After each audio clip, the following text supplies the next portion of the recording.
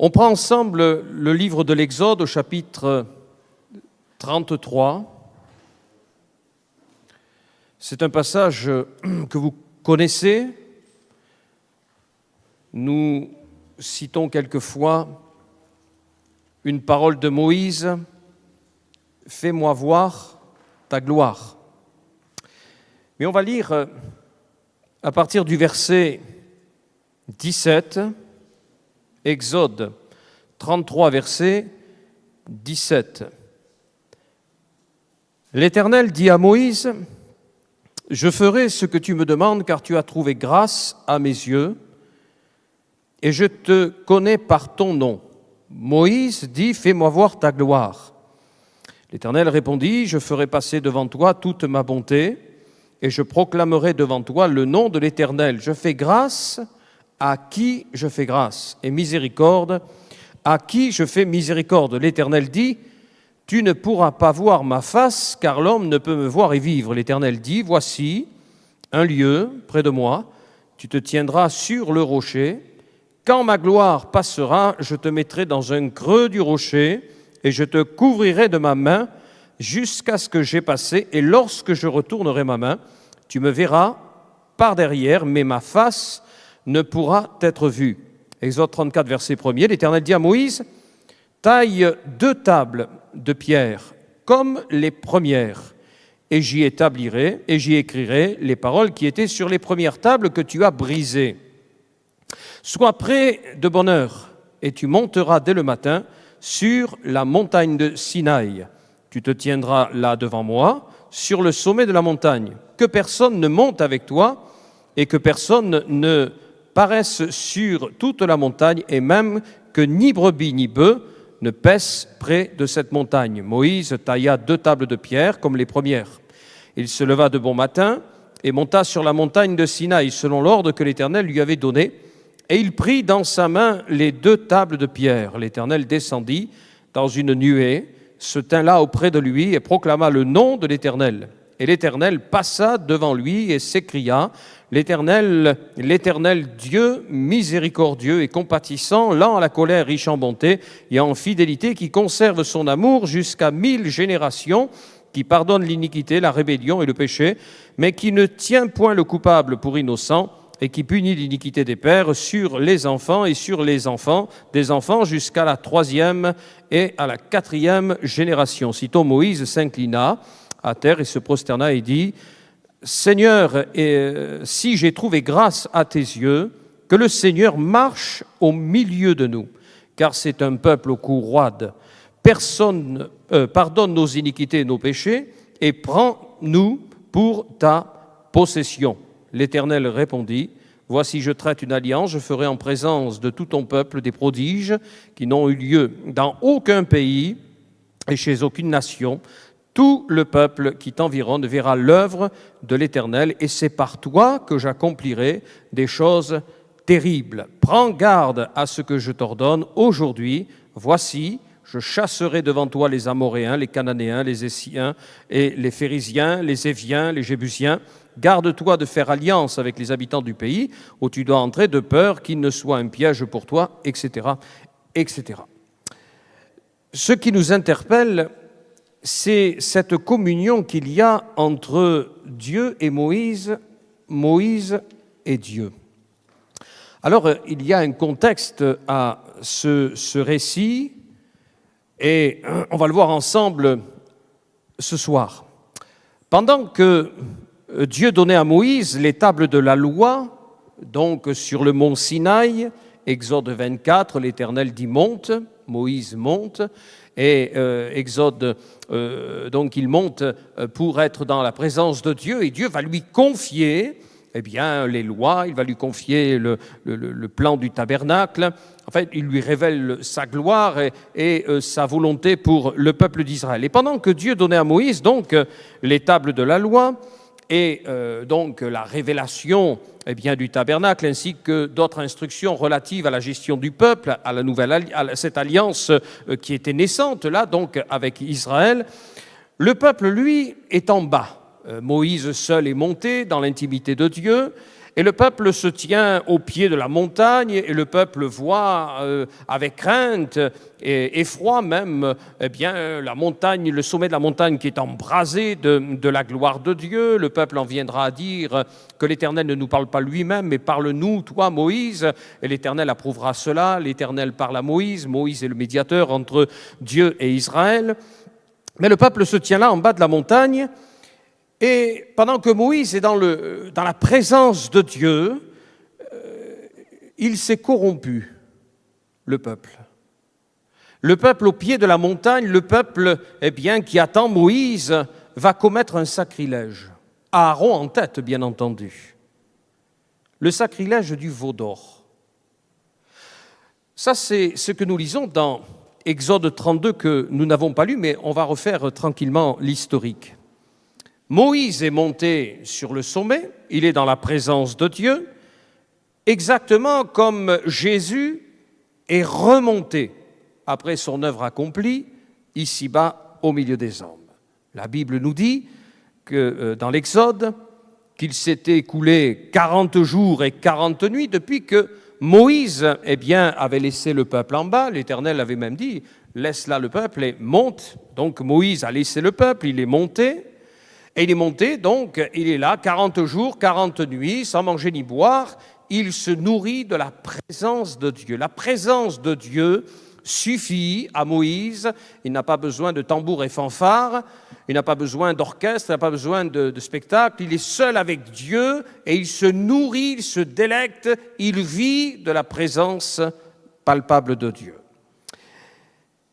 Le peuple, lui, est en bas et il n'est pas dans la révélation que Moïse a.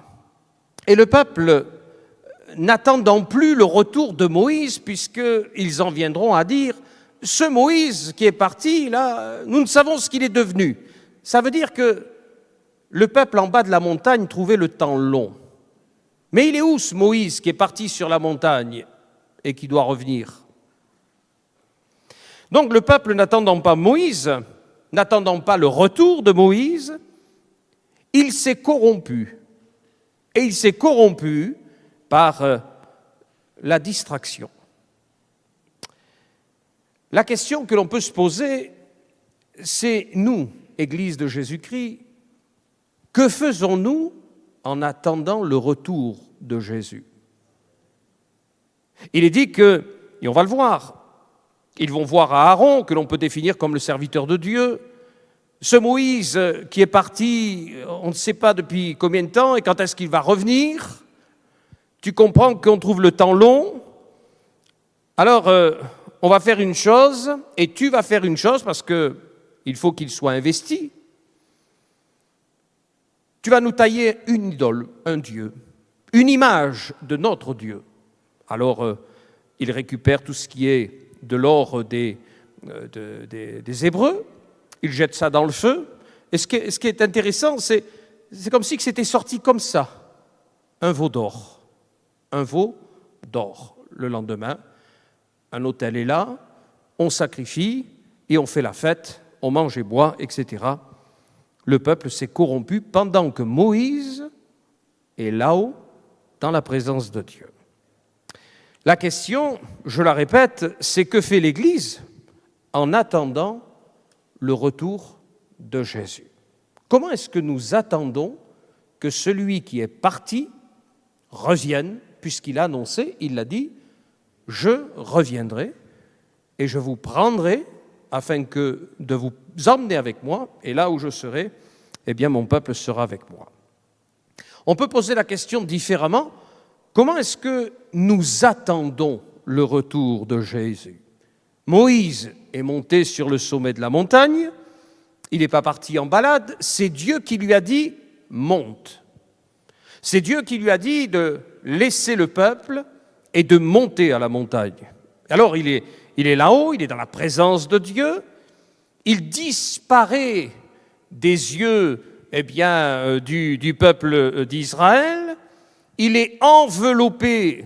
Quand on lit bien le passage, il nous semble qu'il y a deux épisodes. ils montent avec Josué, les 70, ils vont s'arrêter à un certain poste, je dirais, et puis l'Éternel va dire à Moïse, monte. Moïse va aller seul plus loin dans la présence de Dieu, et il entre, il est comme enveloppé de la présence même de Dieu. Et le peuple, lui, qu'est-ce qu'il doit faire en bas? Qu'est-ce qu'il aurait été censé faire? Eh bien, le peuple doit vivre dans l'attente du retour de Moïse. Et de même, Jésus est monté au ciel et l'Église, elle vit au pied de la montagne. Nous y sommes, nous vivons en bas, tout en n'étant pas d'en bas. Jésus l'a dit, par la conversion, par la nouvelle naissance, nous sommes fils et filles de Dieu. Mais depuis que Jésus est monté au ciel, l'Église, elle vit, elle, dans l'attente que son Moïse revienne. Elle est dans l'attente que celui qui est monté redescende, qu'il revienne. Mais le danger, c'est le danger qui a gagné Israël. C'est que l'attente se transforme en oubli. Et ils ont oublié que Moïse allait revenir. Et Moïse est revenu. Et ce que nous n'avons pas lu, nous avons lu la deuxième partie, refais des pierres comme les tablettes que celles que tu avais cassées. Parce qu'il y a un premier épisode. Moïse est revenu. Mais quel constat a-t-il fait? Exode 32, verset 1er. Le peuple, voyant que Moïse tardait à descendre, c'est long, 2000 ans, ça fait 2000 ans que nous attendons le retour de Jésus. Et le peuple, voyant que Moïse tardait à descendre de la montagne, comme, il semble à certains que c'est long. Et c'est vrai que dans notre cœur, nous hâtons la venue de Jésus. Mais on se souvient que pour Dieu, un jour est comme 1000 ans est comme un jour. Alors le peuple, voyant que Moïse tardait à descendre de la montagne, s'assembla autour d'Aaron. Ils viennent voir Aaron, que l'on peut définir comme étant le serviteur de Dieu, le pasteur de cette église de 2 millions de personnes, et lui dit, allons, le peuple prend quelque part les choses en main, allons, fais-nous un Dieu qui marche devant nous. Comme si que, je vous dis, l'attente a été remplacée par l'oubli. Comme si que Dieu n'avait pas marché jusqu'à présent devant eux depuis la sortie d'Égypte. Fais-nous un Dieu qui marche devant nous, car ce Moïse, les mots sont intéressants, car ce Moïse, ce Jésus-là, qui est parti depuis 2000 ans, cet homme qui nous a fait sortir du pays d'Égypte, ce Jésus qui nous a fait sortir de l'esclavage du péché, nous ne savons ce qu'il est devenu. Pourtant, Moïse n'est pas parti en secret. Et puis, il y a quelque chose de tangible. La montagne était embrasée de la gloire de Dieu.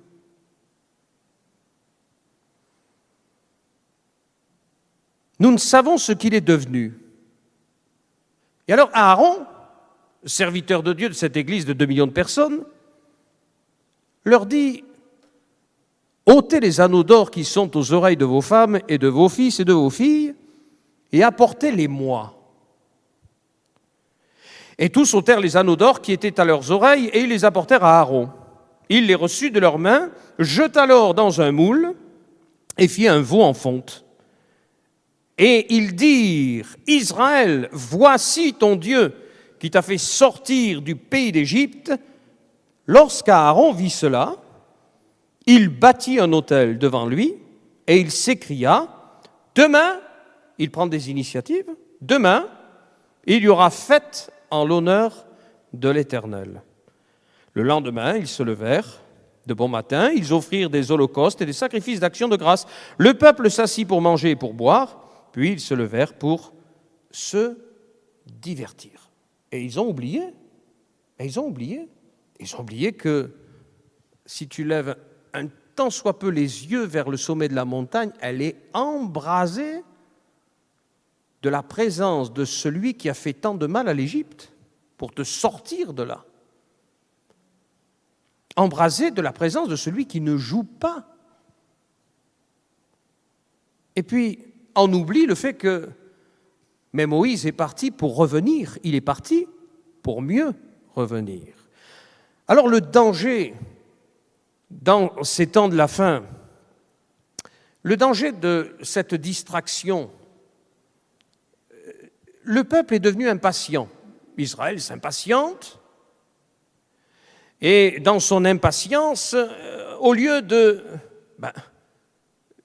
contempler, peut-être, ne serait-ce que contempler la gloire de Dieu qui est là, elle était palpable. Hein. Je vous dis, ça devait être un spectacle, oui, certainement, quelque part un peu terrifiant, que de voir le poids de la gloire de Dieu qui embrase la montagne. Dans son impatience, le peuple d'Israël s'est tourné vers le veau d'or. Après tout, c'est Aaron qui l'a fait. C'est le serviteur de Dieu qui l'a fait. Le peuple a remplacé l'attente de Dieu par une occupation visible et immédiate. Je vous dis, Moïse va revenir. Et quand il revient, il redescend, il est dit, avec Josué, celui qui va lui succéder. Et alors qu'ils sont sur le chemin de la descente, ils entendent des cris. Et Josué interprète, mais par manque de discernement. Il dit des cris de guerre. Moïse, lui, il était plus haut puisqu'il avait été dans la présence même de Dieu. Et Dieu lui a dit. Et Moïse dit, ce n'est pas des chants de guerre, ce n'est pas des cris de guerre, c'est des chants. C'est des chants. L'attente prolongée peut devenir une occasion de relâchement. Ça fait 2000 ans que l'on attend que Jésus vienne.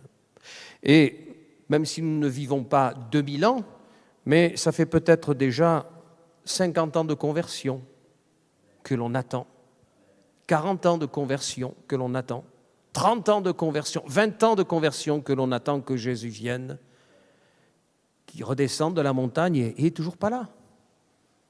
Mais ce qui compte, c'est qu'il a dit quelque chose.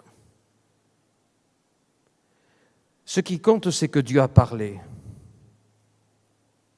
Je m'en vais vous préparer une place, et lorsque tout sera prêt, je reviendrai pour vous prendre. Marc 13, 33. Marc 13, verset 33. Quelques exhortations à la vigilance. Prenez garde, veillez et priez, car vous ne savez quand ce temps viendra. Marc 14, 38. Veillez et priez afin que vous ne tombiez pas en tentation. L'esprit est bien disposé, mais la chair est faible. Et là, on le voit bien dans le contexte, eh bien, la lassitude les a gagnés, et n'en pouvant plus de l'attente, d'attendre ce Moïse qui était parti et qu'on ne savait où il était, quand est-ce qu'il reviendrait. Donc, ils ont été, la chair a désiré, eh bien, être satisfaite. Luc 21, 36. Veillez donc et priez en tout temps afin que vous ayez la force d'échapper à toutes ces choses qui arriveront et de paraître debout devant le Fils de l'homme. L'étymologie du mot distraire. Le mot distraire, son étymologie signifie détourner de l'essentiel. Ça, c'est la langue française. Hein. Détourner de l'essentiel. Ils se sont levés pour se divertir, c'est-à-dire ils se sont levés pour se détourner de l'essentiel, et l'essentiel, Ce n'était pas le veau d'or, ce n'était pas eux-mêmes. L'essentiel, c'est que Dieu avait posé son pied sur le mont Sinaï et qu'il était en train de parler face à face avec Moïse, dans le but que Moïse revienne ici-bas, c'est-à-dire auprès d'Israël, avec une parole de Dieu. Quelqu'un pourrait nous dire, mais nous n'avons pas, nous, d'image taillée. Et c'est vrai, on n'a pas d'image taillée. Gloire à Dieu. Et que Dieu nous garde de faire des veaux d'or. À la rigueur, on veut bien faire des barbecues de porc et tout ça, et même d'agneau, mais pas d'idole. Non, mais c'est plus subtil pour nous. Oui, il n'y a pas d'image taillée. Les idoles, ce n'est pas les petits projecteurs, là. Non, non, non. Ézéchiel 14, verset 3. L'Éternel fait un reproche à Israël et il montre à son serviteur de Dieu, Ézéchiel, « Fils de l'homme, ces gens-là portent leurs idoles dans leur cœur. Et ils attachent les regards sur ce qui les a fait tomber dans l'iniquité. » Et l'Éternel rajoute, « Me laisserai-je consulter par eux ?» Les idoles, c'est tout ce qui prend la place de Dieu. C'est tout ce qui relègue Dieu au secondaire, pour ne pas dire au fond de la pièce. Les choses qui ont pris la première place dans notre vie, dans notre cœur, et qui sont devenues prioritaires sur Dieu. Et là, le veau d'or était devenu prioritaire au point qu'ils n'ont plus vu la montagne embrasée. Et ils n'ont même plus eu la crainte de la présence de Dieu dont ils disaient que Dieu ne nous parle plus, nous sommes effrayés. Oh Moïse, parle-nous, toi, mais que lui ne nous parle plus directement, etc. Là, la crainte, elle est partie. Il n'y a que le veau d'or et la fête. Ils se sont levés pour faire la fête, pour se divertir. Aujourd'hui, nos veaux d'or peuvent prendre différentes formes. Alors bien sûr, la liste n'est pas exhaustive, mais donc le divertissement en tout genre, matérialisme, la recherche du succès, la carrière, les réseaux sociaux, préoccupation du monde, notre maison lambrissée par exemple, tandis que le spirituel, lui, se désagrégerait, l'argent. Et on peut rajouter à ça même certaines activités religieuses qui nous font perdre de vue la personne de Jésus-Christ.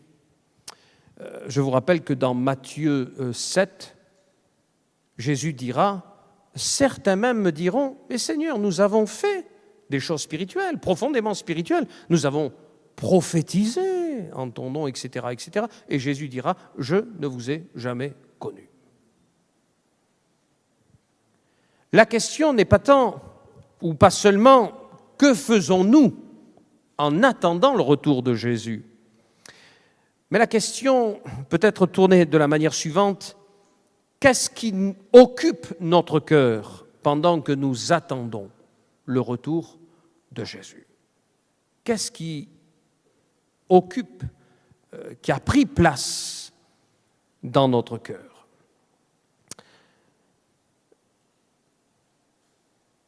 Ce qui doit nous animer, c'est le salut des âmes. Ce qui doit nous animer, c'est d'être prêts pour la venue de Jésus, qui est imminente. Le terme, il est là. Imminente. Elle est imminente. En un instant, en un clin d'œil, elle est imminente. Jésus peut venir chercher l'Église, mais il viendra de façon soudaine. C'est le terme grec harpazo, c'est-à-dire arraché à la volée. Imminent.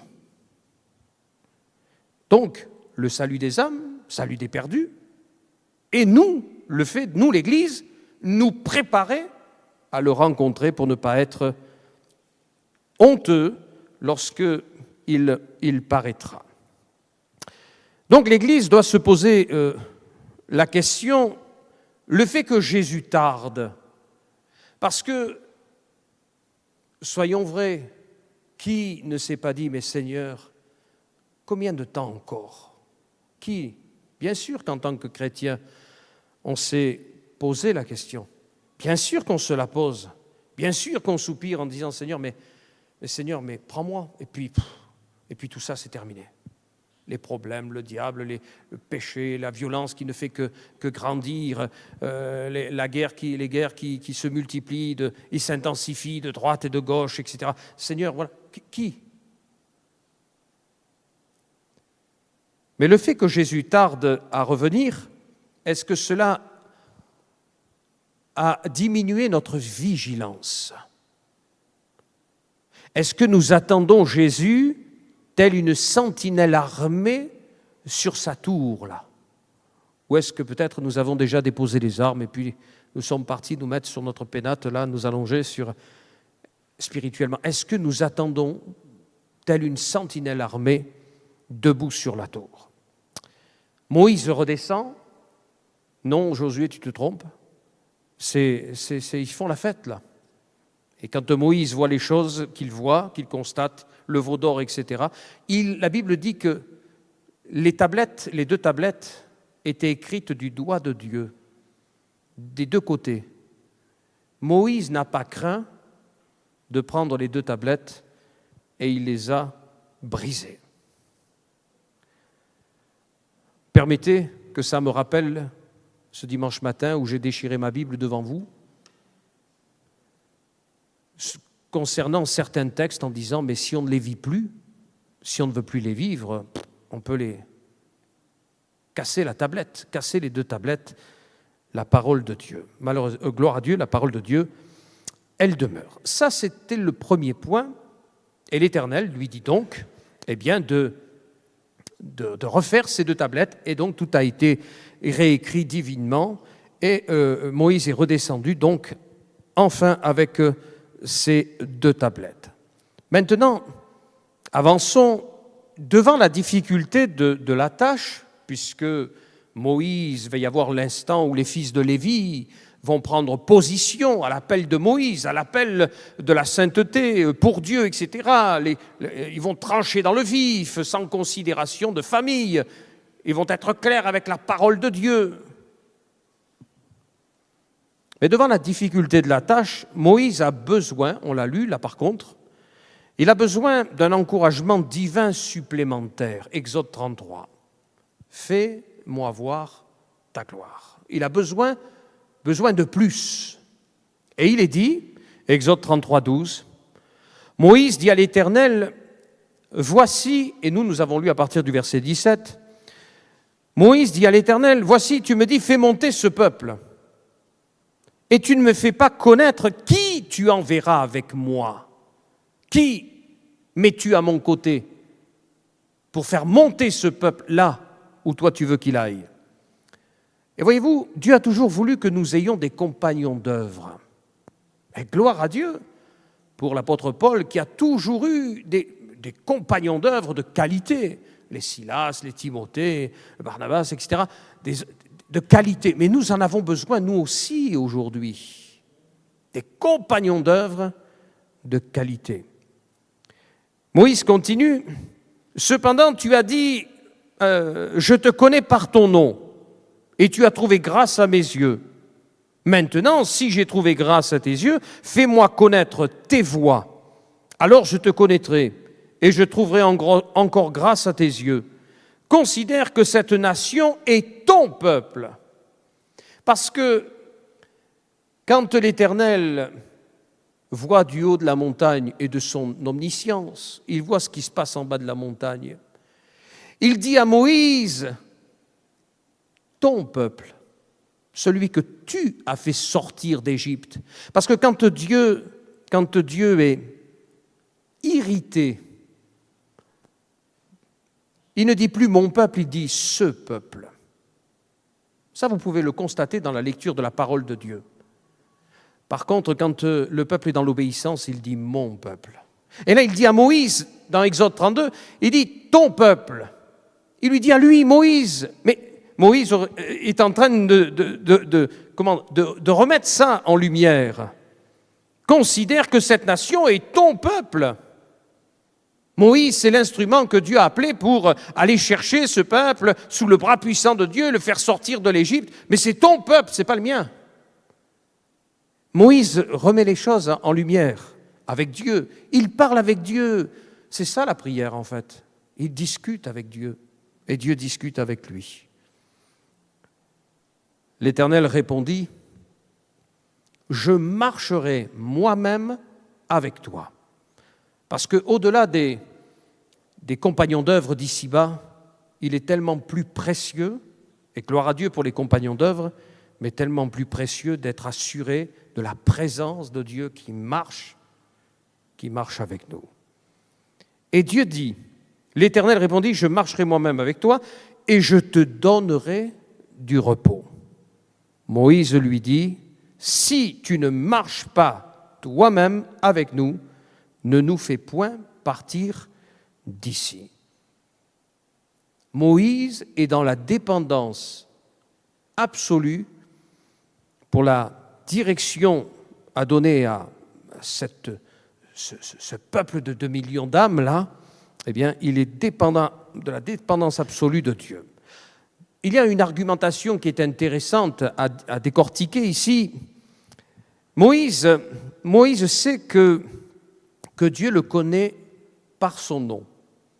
Et c'est très important de savoir que Dieu nous connaît intimement. Il nous connaît personnellement, comme on le dit, quand il nous sauve, il ne nous sauve pas dans un groupe, mais il nous sauve individuellement. Donc chacun dans une maison doit être sauvé pour lui-même, et donc chacun expérimente cela personnellement.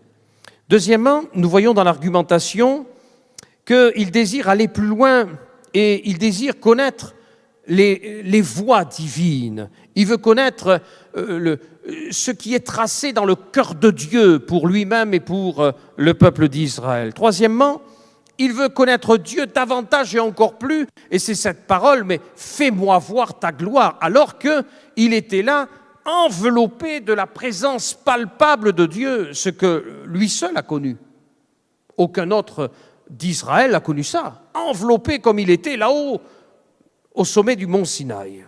Et puis quatrièmement, il réalise qu'il faut que Dieu lui-même marche devant lui, et que si Dieu ne marche pas, eh bien, devant lui et devant le peuple, il n'est pas bon de partir de là. Donc, il dépend d'une dépendance absolue de Dieu. « Fais-moi connaître tes voies, dit-il. » Et ça nous renvoie au fait que tous ceux qui sont en relation avec Dieu, en contact avec Dieu, un contact étroit avec Dieu, ressentent profondément le même désir que Moïse. Quand on vit cette vie intime avec Dieu, et c'est pour nous tous chrétiens, mais quand on vit dans la proximité de Dieu, on a le même besoin que Moïse. « Seigneur, mais ne me fais point partir d'ici, à moins que tu marches devant moi. Parce que si je n'entends pas le bruit de tes pas dans la cime des arbres, ou si je ne vois pas l'empreinte de tes pas sur mon chemin devant moi, je ne bougerai pas. » Et Moïse était ainsi. Donc nous avons besoin, comme Moïse, d'être conduits par l'Esprit. L'Esprit qui ne trompe pas. Mais Jésus a dit, il vous conduira dans toute la vérité. Besoin d'être conduit par l'Esprit, besoin d'être conduit par Dieu lui-même, d'être conduit non pas dans des voies ou dans mes voies, mais dans ses voies. Parce que ses voies à lui, l'Écriture, et c'est Dieu lui-même qui parle, mais vos voies ne sont pas mes voies. Et ses voies à lui, eh bien, elles sont parfaites, c'est des voies paisibles, parce que même quand il y a de la difficulté, quand c'est Dieu qui nous conduit, dans nos cœurs, il y a la paix, parce que justement, nous savons être conduits de Dieu. Alors, il y a plusieurs textes qui sont importants et intéressants, et là aussi, la liste ne se limite pas à eux seuls. Dans le psaume 25, verset 12, « Quel est l'homme qui craint l'Éternel ? L'Éternel lui montre la voie qu'il doit choisir. » Tout est dit là. « Quel est l'homme qui craint l'Éternel ? L'Éternel lui montre la voie qu'il doit choisir. » Si je n'ai pas la crainte de l'Éternel, jamais je ne verrai les voies de Dieu. Jamais. Par contre, si je suis l'homme ou la femme qui craint l'Éternel, cette crainte respectueuse, ce n'est pas la peur, mais la crainte respectueuse de Dieu, alors l'Éternel me montre la voie que je dois choisir. Et il est dit, son âme reposera dans le bonheur et sa postérité possédera le pays. L'amitié de l'Éternel est pour ceux qui le craignent et son alliance leur donne instruction. Ce passage dans la Bible Semeur donne ceci. À l'homme qui révère l'Éternel, l'Éternel montre la voie qu'il doit choisir. Il le fait vivre dans le bonheur et sa postérité possède le pays. L'Éternel confie ses desseins à ceux qui le révèrent. Il les instruit de son alliance. Mes yeux sont constamment tournés vers l'Éternel, car c'est lui qui dégage mes pieds pris au filet. Donc, vraiment, quand nous sommes saisis de la crainte respectueuse de l'Éternel, nous n'avons rien à craindre. Nous savons où nous allons. Dans le psaume 32, verset 8, tu as dit, je vais t'instruire et t'indiquer le chemin que tu devras emprunter. Je serai ton conseiller, mes yeux veilleront sur toi. Ça, c'est quand on craint l'Éternel. Dans le psaume 32, verset 9, ne soyez donc pas stupides, comme un cheval, un mulet dépourvu d'intelligence, dont il faut dompter la fougue par la bride et par le mors pour qu'il t'obéisse. Ne soyons pas ainsi, ne soyons pas des chrétiens récalcitrants, ne soyons pas des Jonas. Jonas, c'est celui que nous appelons le prophète récalcitrant. Dieu lui dit, va là-bas, il part là-bas. Dieu lui dit, sors de là, et j'ai un message de paix, de bonheur pour celui qui se repentira. Et puis il y va, il annonce son message, et la ville se repent, et il s'en plaint devant Dieu en disant, mais c'est ça que je voulais prévenir, justement. C'est à cause de ça que je ne voulais pas y aller, parce que je savais que s'ils allaient se repentir, tu allais leur pardonner. Enfin, soyons pas de tels chrétiens. Le psaume 32, verset 10, « Ils sont nombreux les tourments qui attendent les méchants, mais les hommes qui ont mis leur confiance en l'Éternel sont comblés par son amour. » Psaume 84, verset 5 ou 6, selon les différentes traductions, « Heureux ceux qui placent en toi leur appui, ils trouvent dans leur cœur des chemins tout tracés. Lorsqu'ils traversent la vallée de Baca, ils la transforment en un lieu plein de sources, et la pluie la couvre aussi de bénédictions. » Et puis, Ésaïe 42, 16, « Je ferai marcher les aveugles sur un chemin qu'ils ne connaissent pas. Je les conduirai par des sentiers qu'ils ignorent. Je changerai devant eux les ténèbres en lumière et les endroits tortueux en plaine. Voilà ce que je ferai, et je ne les abandonnerai point. » Moïse savait en qui il se confiait. Et il savait que l'Éternel, ne l'abandonnerait jamais. Et il savait qu'il était impératif que Dieu marche avec lui et que jamais il ne parte sans que Dieu n'ait fait le premier pas. Notre prière à nous, c'est laquelle? Notre prière devrait être celle du psaume 119, verset 35. Le psalmiste dit « Conduis-moi, conduis-moi, ô Éternel, conduis-moi dans le sentier de tes commandements, car je l'aime. » Le psaume 25, verset 5, « Conduis-moi dans ta vérité. » Oui, Seigneur, dans ta vérité, pas dans la vérité du monde, pseudo-vérité, mais conduis-moi dans ta vérité et instruis-moi, car tu es le Dieu de mon salut, tu es toujours mon espérance, etc. La Bible dit donc que, dans Romains 8, verset 14, que tous ceux qui sont conduits par l'Esprit de Dieu sont fils de Dieu. Conduit par l'Esprit. Un fils de Dieu est conduit par l'Esprit. Une fille de Dieu est conduite par l'Esprit. Conduite par l'Esprit. Donc, c'est-à-dire que nous recherchons, comme Moïse, dans la prière, dans cette relation filiale, dans cette discussion, dans cet exercice de partage, de cœur à cœur, nous recherchons la direction. Nous recherchons à ce que Dieu confirme. Nous recherchons à ce qu'il mette son pas devant nous. Nous recherchons. Mais c'est normal. Mais oui, c'est normal. Pourquoi? Mais parce qu'il dit à Moïse, je marcherai moi-même avec toi. Et il dit, et je te donnerai du repos. Le repos, il est quand je suis assuré que Dieu marche devant moi. Alors il n'y a que l'esprit de l'homme régénéré par l'Esprit de Dieu qui va emmener l'âme, le moi, la volonté propre, à rechercher la direction de Dieu et à s'y soumettre.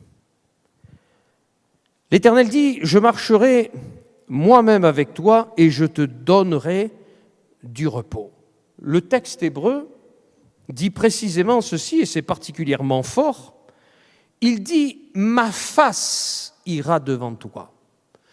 Et je consultais la Bible Chouraki. Chouraki dit ceci, mais, c'est encore plus mystérieux, mes faces iront devant toi. Mes faces. L'Éternel dit, mes faces iront devant toi. Une autre traduction dit, ma présence marchera devant toi. Ça veut dire que ma présence, ça veut dire qu'on sent que quelqu'un marche devant nous. On sent et on suit ce quelqu'un. On ne part pas à l'aveuglette. Quand Dieu dit à Abraham, va, mais Abraham va en s'appuyant sur la parole de Dieu, mais l'Éternel lui a fait la promesse d'être avec lui. Dieu ne promet pas seulement de donner à Moïse une direction.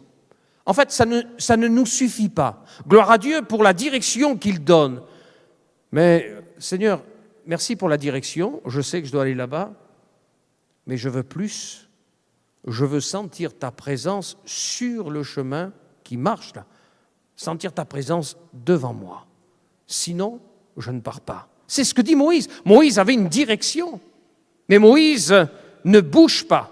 Moïse dit, on fera, on ira, mais à condition que tu marches toi-même. On sente ta présence, le poids de ta présence devant nous. Et ça change tout. Et ça plaît à Dieu. Ça plaît à Dieu. Parce que ça lui révèle que notre cœur est entièrement dépendant de lui.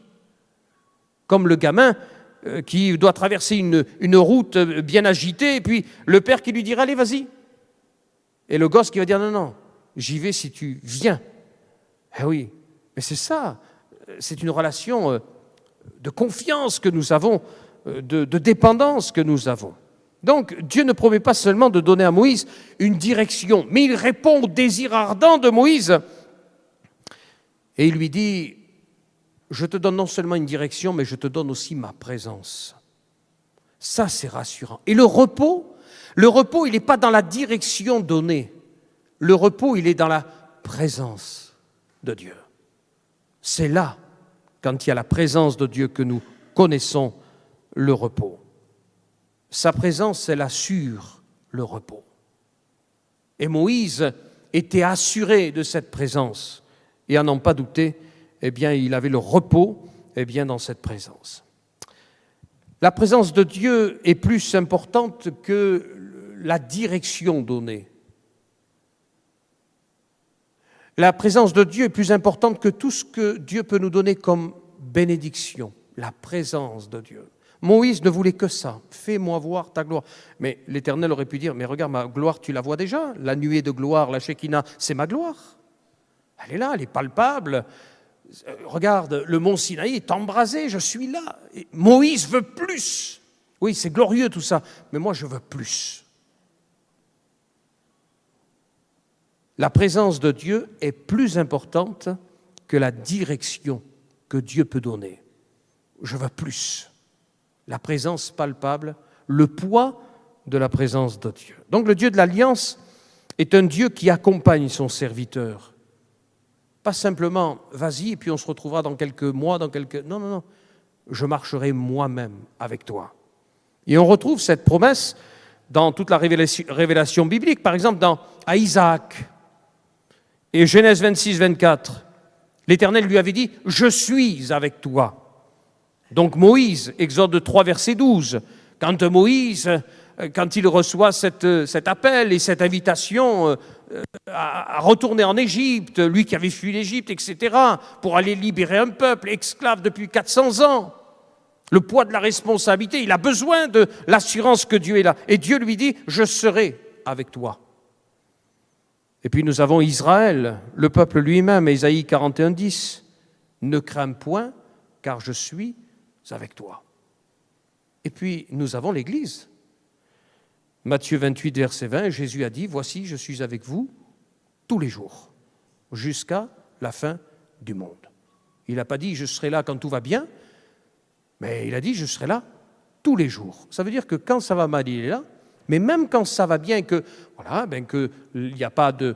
Nous sommes sortis de la tempête, ou peut-être qu'il y a un moment qu'il n'y a pas eu de tempête, et gloire à Dieu, pas eu de désert spirituel, et gloire à Dieu. Dans les bons comme dans les mauvais, il est là. Gloire à Dieu, je suis avec vous tous les jours, jusqu'à la fin du monde. Donc la communion avec Dieu, elle n'est pas imaginaire, hein, mais c'est une solide réalité. Et il y a ce texte qui s'est imposé pour moi dans 1 Jean, chapitre 1er, verset 3. 1 Jean 1, 3. L'apôtre Jean dit ceci, et on voit que c'est du tangible.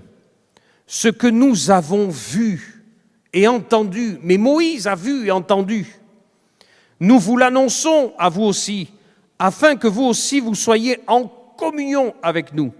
Or, notre communion est avec le Père et avec son Fils, Jésus-Christ, et nous écrivons ces choses afin que notre joie soit parfaite. La joie de Moïse, elle était là, dans le fait qu'il était assuré, parce que Dieu venait de lui confirmer, je marcherai moi-même avec toi et je te donnerai du repos. Alléluia. Le repos, il est dans la présence de Dieu. Je marcherai moi-même et je serai avec toi.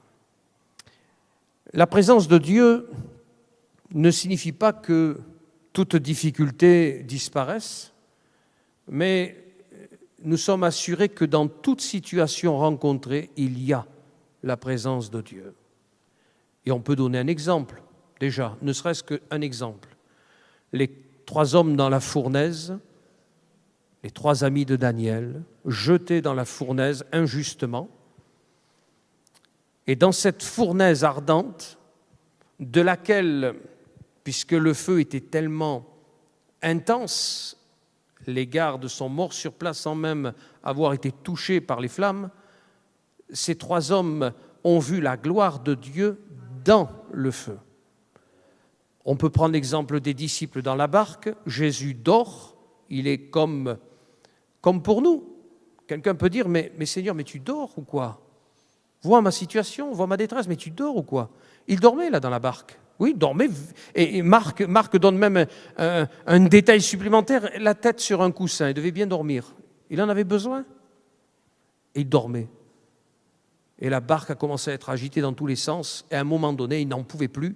Il n'arrivait plus à se libérer de l'eau qui ne faisait qu'entrer dans la barque. Jésus, sauve, nous périssons. Et Jésus s'est levé. Et il a fait régner le calme, etc. Dans toutes les situations, Jésus est toujours là. Que nous soyons sur la montagne ou dans la vallée, que nous soyons dans la fosse au lion avec Daniel, que nous soyons dans la fournaise, que nous soyons dans la barque agitée, que nous soyons dans le ventre du poisson avec Jonas, la présence de Dieu, elle est toujours là. Que nous soyons même dans la cellule avec Paul et Silas, la présence de Dieu, elle est toujours là. Et elle donne à celui qui craint l'Éternel, et on le voit avec Paul et Silas. Enfin, les geôles romaines, eh bien, c'était pas la joie, et ils étaient dans la joie, justement. Et ils étaient dans le repos. La présence de Dieu était tellement là qu'ils chantaient des cantiques. Gloire à Dieu. Donc cette présence, eh bien, qu'il promet à Moïse, je marcherai moi-même avec toi. Ma présence, elle sera palpable. Tu sentiras le poids de ma présence. Eh bien, cette présence, c'est devenu le surabri de son âme. Celui en qui je me confie, il est là, il marche avec moi. Il est notre paix. Il y a un cantique qui disait autrefois, il est ma paix. Alléluia. Il est notre paix.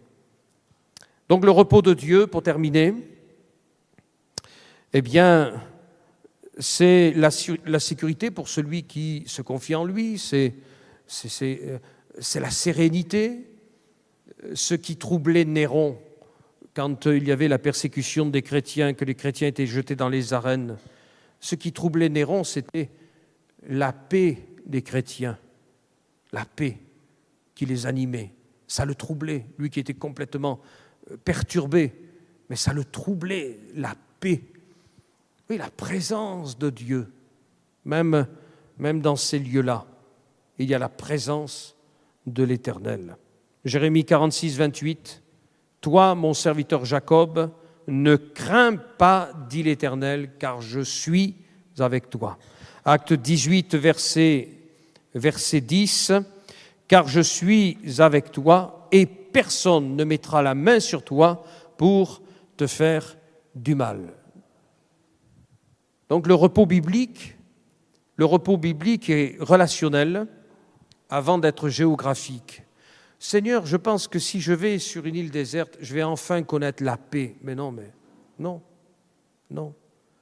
Parce que le tumulte, il est à l'intérieur. Mais c'est quand il y a la présence de Dieu qu'il y a la paix. Et on pourrait même ouvrir la parenthèse en disant qu'une église est en paix quand il y a la présence de Dieu. La présence de Dieu est ce qu'il nous faut, que ce soit dans notre maison, dans nos maisons, que ce soit dans notre vie personnelle, que ce soit dans l'église de la Rose. Seigneur, ta présence, la présence de Dieu, elle emmène la paix, le repos pour ses enfants. C'est une paix protectrice. Je marcherai moi-même avec toi et je te donnerai du repos. Alléluia. Que Dieu soit béni, que Dieu nous donne ce désir, cette envie. Seigneur, donne-moi de connaître ça. Seigneur, vivre dans ta paix, désirer ta présence comme David l'a désiré. David l'a cherché, et même l'Éternel nous invite. Il dit lui-même, mais cherchez-moi et vous vivrez. Alors pourquoi ne pas chercher Dieu, pas simplement dans nos réunions publiques, mais surtout dans le lieu secret, à la maison, chercher la présence de Dieu. Seigneur, mais je veux plus que, oui, je suis baptisé dans le Saint-Esprit, je peux exercer les dons spirituels. Seigneur, je veux plus. Mais le plus, ce n'est pas ce que tu peux me donner. Le plus, c'est une présence palpable.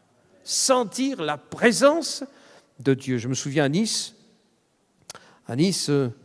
dans le salon, je me mettais toujours, alors c'est géographique, mais c'est important pour le coup, je me mettais toujours sur le canapé sur la gauche, vous ne savez pas où c'est, mais toujours sur la gauche, et il y avait 2 fauteuils d'une place en face, et je m'asseyais toujours là et je méditais la parole de Dieu, et quelquefois, je sentais une telle présence de Jésus sur une des chaises, toujours là, une telle présence palpable dans la méditation.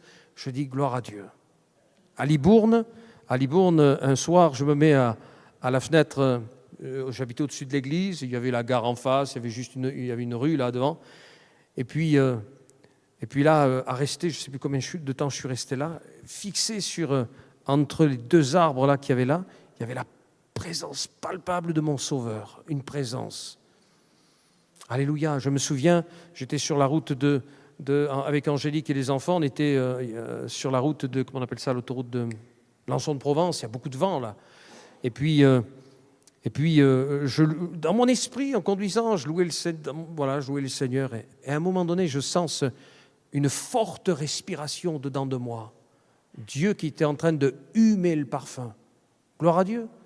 Gloire à Dieu. C'est pas arrivé toutes les 5 minutes, mais gloire à Dieu. On a besoin de plus de toi, plus. Oui, plus. Pas simplement, Seigneur, ce que tu peux me donner. Tout ce que tu donnes, c'est glorieux, mais ça vient de toi, et c'est toi qu'on veut. Amen. Seigneur, merci, parce que au travers de ton serviteur Moïse, quoique mort, il parle encore. Seigneur, et son expérience nous donne envie. Son expérience nous anime. Son expérience, Seigneur, nous pousse à te dire, mais Seigneur, fais-moi voir ta gloire. Seigneur, dans ce monde dans lequel nous sommes, peut-être le lieu de travail épuisant, fatigant, harassant, Seigneur, à cause de peut-être discussions futiles, inutiles, Seigneur Jésus, peut-être dans le contexte familial, Seigneur Jésus, donne-nous un temps d'accalmie où nous pouvons voir ta gloire. Voir, Seigneur, ce que Moïse a pu voir. Plus de toi, ô Jésus, plus de toi. Plus simplement, Seigneur, que de vivre sur des expériences passées, Seigneur, mais encore aujourd'hui, eh bien, sentir que tu penches ton regard sur nos vies et que tu humes le bon parfum qui s'exhale de notre vie. Seigneur, oui, penche-toi encore sur notre vie. Seigneur Jésus, donne-nous d'aller au large avec toi, plus loin, Seigneur, plus loin dans l'intimité. Seigneur Jésus, que nous soyons satisfaits de ta présence et que nous n'ayons pas besoin. Moïse n'avait pas besoin de tambour et fanfare, il avait juste besoin. Il avait soif d'être là-haut avec toi. Qu'il en soit ainsi pour nous. Que nous soyons pressés dans notre cœur, pressés dans notre être intérieur, d'entrer dans le lieu secret, parce que nous savons que nous allons voir quelque chose. Nous allons voir et entendre quelque chose qui va, Seigneur, nous faire grandir dans la foi, qui va, Seigneur, nous donner d'aller plus loin. Que ton nom soit béni pour la grâce qui nous accompagne. Oui, Seigneur, donne à l'Église de la Rose de sentir encore et encore ta présence, ta divine présence qui rassure, qui encourage, qui renouvelle, qui console. Seigneur, fais-nous voir ta gloire. Amen. Que le Seigneur soit béni. On se retrouve dimanche matin.